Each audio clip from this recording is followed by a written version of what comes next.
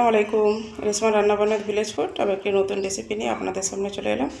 আজকে বানাবো আমচুর পাউডার। দেখুন আমগুলোকে গ্রেটার দিয়ে এরকম করে গ্রেট করে নেওয়া হয়েছে, কত পানি ছেড়েছে। এবার ওর মধ্যে নর্মাল যে নুন খাই সেটা মিক্স করা হবে। এটা নুন দেওয়া হলো।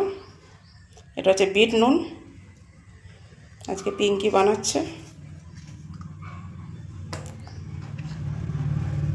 এটা হচ্ছে লঙ্কা গুঁড়ো,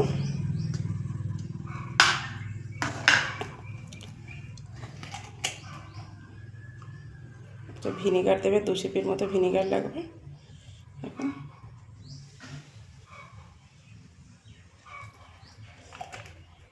এবারে হাতে করে সব মিক্স করছে।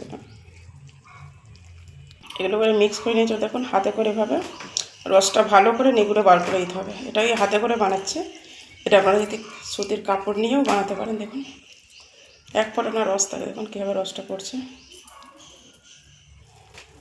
ওর মধ্যে শুকানো হবে, খাঁচাটার মধ্যে নিয়ে নিয়েছি, ওর মধ্যে শুকানো হবে।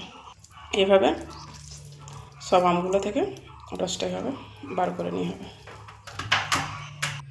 দেখুন সবগুলোর পানি বার করে নেওয়া হয়েছে। দেখুন এভাবে চারদিকে একটু ছড়িয়ে 5-6 দিন এখন রোদ খাবে। আমি এভাবে গ্রেটার দিয়ে গ্রেট করেছি। এর মধ্যে হলে মশলাগুলো নুন ঝাল সব রকম ভেতরে ঢোকে, কিন্তু আপনারা গোল গোল করে পিস করে রোদে শুকিয়ে আমচুর পাউডার বানাতে পারবেন। এবার এটাকে রোদ খাওয়ানো হবে 5-6 দিন। দেখুন আমচুরগুলো আমার শুকিয়ে গেছে। এগুলো শুকাতে আমার 1 সপ্তাহ 10 দিনের মতো লেগেছে রোদেতে। এবার এটাকে আমি একটু মিক্সিতে গুঁড়িয়ে নেব। দেখুন ঘুরিয়ে নিয়েছি। এবার এরকম চালুনি দিয়ে আমি চেলে নেব।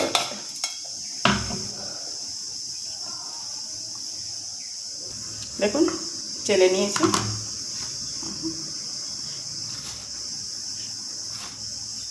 এবারে কৌটোটার মধ্যে ভরে নেব। দেখুন ভরে নিয়েছি।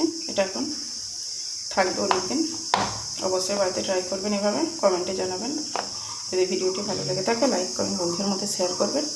যদি আমার চ্যানেলে নতুন হয়ে থাকেন চ্যানেলটাকে সাবস্ক্রাইব করবেন। নতুন নতুন নোটিফিকেশান আপনাদের কাছে পৌঁছে যাবে। আল্লাহ হাফেজ।